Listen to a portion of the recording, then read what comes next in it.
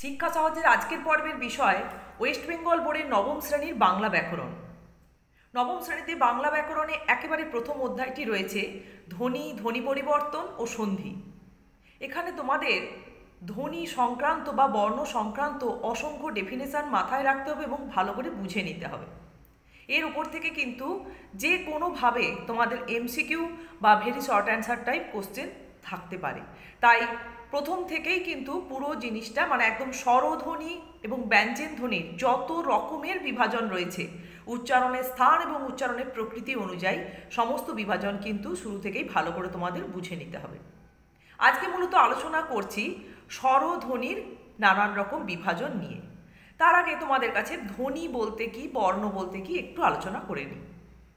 ধ্বনি হচ্ছে আমাদের ভাষার একেবারে ক্ষুদ্রতম একক, বা আমরা বলতে পারি মানুষের বাকযন্ত্র নিঃসৃত অর্থপূর্ণ আওয়াজই হচ্ছে ধ্বনি।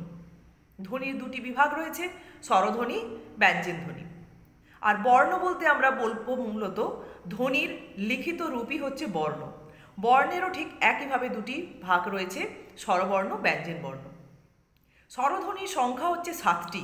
এটা কিন্তু তোমাদের প্রথম থেকে মাথায় রাখতে হবে।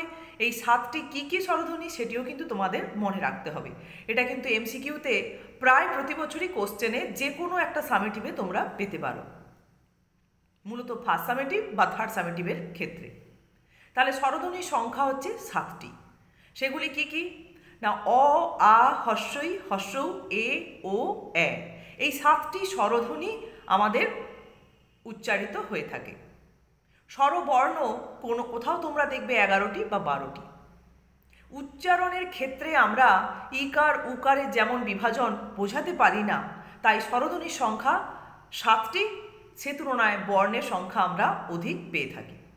ঠিক একইভাবে ব্যঞ্জন ধ্বনি ও ব্যঞ্জন বর্ণের ক্ষেত্রেও কিন্তু এই সংখ্যার একটা বিভেদ লক্ষ্য করা যায়। আজকে আমরা স্বরধ্বনির বিষয় নিয়ে আলোচনা করছি মূলত। তা এই স্বরধ্বনিগুলির প্রথমেই রয়েছে উচ্চারণের সময় অনুযায়ী বিভাজন। উচ্চারণের সময় অনুযায়ী আমরা দেখব কিছু স্বরধ্বনি দীর্ঘ সময় ধরে উচ্চারিত হয়, আবার কিছু স্বরধ্বনি অল্প সময় ধরে উচ্চারিত হয়। সেই ভিত্তিতে স্বরধ্বনির উচ্চারণের সময়ের ভিত্তিতে স্বরধ্বনিকে দুটি ভাগে ভাগ করা হচ্ছে। একটি হচ্ছে হ্রস্বস্বর আর একটি হচ্ছে দীর্ঘস্বর। তাহলে যে সকল স্বরধ্বনি উচ্চারণ করতে অল্প সময় লাগে সেই সমস্ত স্বরধ্বনিকে বলা হয় হ্রস্বস্বর। যেমন অ, ই, এই ধরনের স্বরধ্বনি, এ, এগুলি হচ্ছে হ্রস্বস্বরের মধ্যেই মূলত পড়ে। আর যে সকল স্বরধ্বনি উচ্চারণ করতে দীর্ঘ সময় লাগে তাদেরকে বলা হচ্ছে দীর্ঘস্বর। যেমন আ, এ, এই ধরনের স্বরধ্বনিগুলি হচ্ছে দীর্ঘস্বরের মধ্যে পড়ে থাকে। এরপর আমরা স্বরধ্বনির ক্ষেত্রে একটি বিভাজন পেয়ে থাকি, সেটি মূলত হচ্ছে গঠনগত দিক থেকে। যৌগিক স্বর আর মৌলিক স্বর।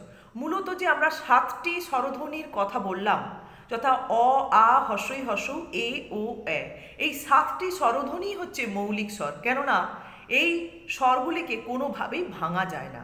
অর্থাৎ যে সকল স্বরধ্বনি বিভাজ্য নয় বা যে সকল স্বরধ্বনিকে ভাঙা যায় না, সেই সকল স্বরধ্বনিকে মৌলিক স্বরধ্বনি বলে। এবং 7টি স্বরধ্বনি হচ্ছে মৌলিক স্বরধ্বনি।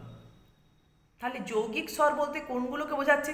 মূলত বর্ণের ক্ষেত্রেই আমরা দেখব যৌগিক স্বর রয়েছে, যথা ও আর হস্যৌ যুক্ত করে হয় ঔ, আর ও আর হস্যই যুক্ত করে হয় ওই। ওই আর ও, এই দুটি স্বরধ্বনি বা স্বরবর্ণ, মূলত স্বরবর্ণ হচ্ছে যৌগিক স্বর। এদেরকে আবার দ্বিস্বর বলা হয় বা যুগ্ম স্বর হিসেবেও চিহ্নিত করা হয়ে থাকে। তা এটা গেল স্বরধ্বনির গঠনগত দিক থেকে বিভাজন।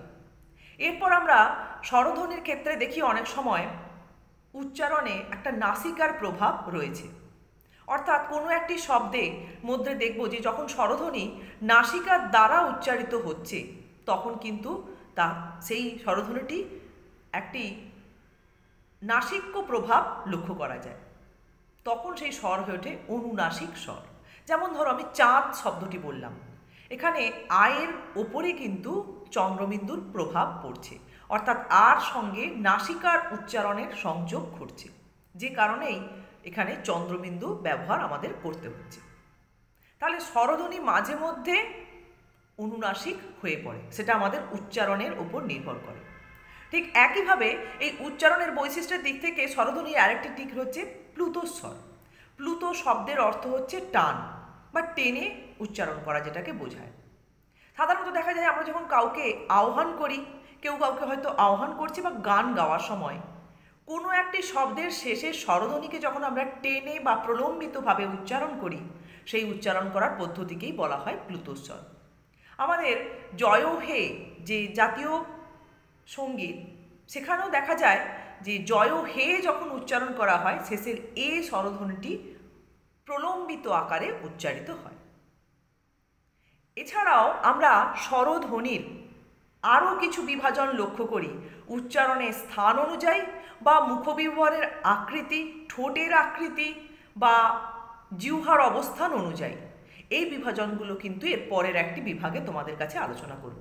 তাহলে আজকে মূলত ধ্বনি বর্ণ কি এই দুটি আলোচনা করলাম। স্বরধ্বনি কি এই ডেফিনেশন হয়তো তোমাদের কাছে আজকে আমি তুলে ধরিনি, কিন্তু একবার বলেই নিচ্ছি। সেই যখন স্বরধ্বনির বিষয়ে আলোচনা হচ্ছে আজকে, মূলত যে ধ্বনির উচ্চারণ করতে গিয়ে অন্য কোনো ধ্বনির সাহায্যের প্রয়োজন হয় না, বা যে ধ্বনি উচ্চারণ করতে গিয়ে মুখ বিহ্বর দিয়ে অনায়াসে শ্বাসবায়ু নিঃসৃত হয়ে আসে, সেই সকল ধ্বনিকে বলা হচ্ছে স্বরধ্বনি। তাহলে এই স্বরধ্বনির চিহ্নিত রূপই হচ্ছে স্বরবর্ণ।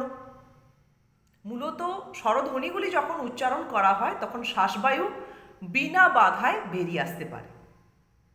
তা এই স্বরধ্বনির এরপরে আমরা দেখলাম যে কটি রয়েছে, 7টি, এবং উচ্চারণের সময় অনুযায়ী স্বরধ্বনিকে দুটি ভাগে ভাগ করা হচ্ছে, রসস্বর ও দীর্ঘস্বর। এবং গঠনের দিক থেকে স্বরধ্বনি 2 প্রকার, মৌলিক স্বর আর যৌগিক স্বর। 7টি স্বরধ্বনিই মূলত মৌলিক স্বরধ্বনি, আর বর্ণের ক্ষেত্রে ওই আর ঔ হচ্ছে যৌগিক স্বর। আর তাছাড়া উচ্চারণের বৈশিষ্ট্যর ভিত্তিতে আমরা পেলাম অনুনাসিক স্বর আর প্লুতস্বর। এরপরে রয়েছে আরও কিছু বিভাজন, এবং এর পরের পর্বে তোমাদের কাছে স্বরধ্বনির বাকি বিভাজনগুলি আলোচনা করব। আজ তোমরা এতটুকুনি খুব ভালো করে ডেফিনেশন উদাহরণ সহ তৈরি করে ফেলো।